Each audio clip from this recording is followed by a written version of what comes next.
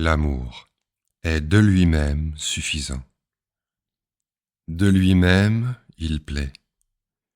Il est à lui-même son propre mérite et sa propre récompense.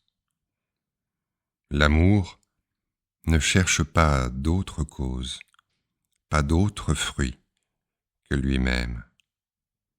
Son fruit, c'est d'aimer. J'aime parce que j'aime. J'aime pour aimer. C'est une grande chose que l'amour, si du moins il remonte à son principe.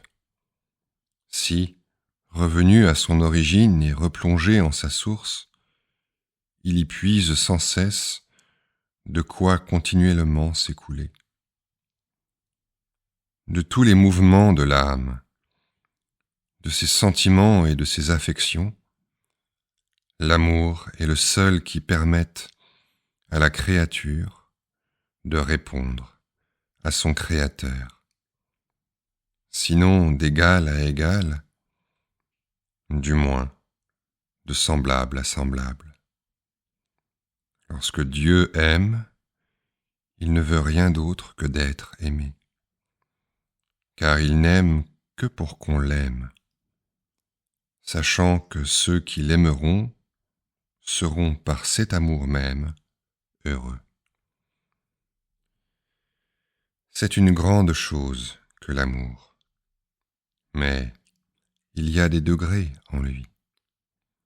L'amour pur est celui de l'épouse. L'amour seul est sa fortune et son espoir. De cet amour, l'épouse est riche et l'époux en est content. Il ne demande rien d'autre et elle n'a rien d'autre. Et c'est ce qui fait des époux deux. L'amour de l'époux, ou plutôt l'époux qui est amour, ne demande qu'amour réciproque et fidélité. Qu'il soit donc permis à la bien-aimée d'aimer en retour. Comment l'épouse n'aimerait-elle pas, elle qui est l'épouse de l'amour? Comment l'amour ne serait-il pas aimé?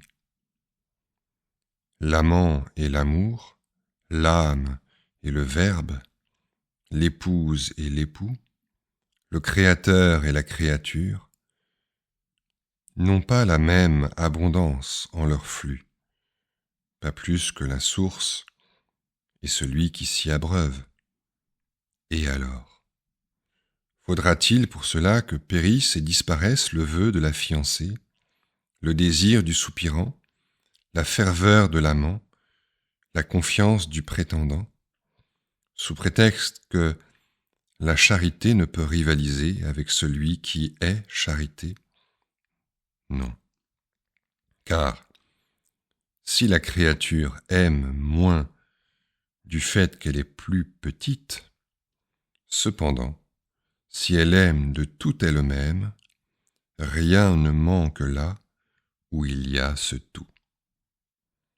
Saint Bernard, Sermon 83 sur le Cantique des Cantiques.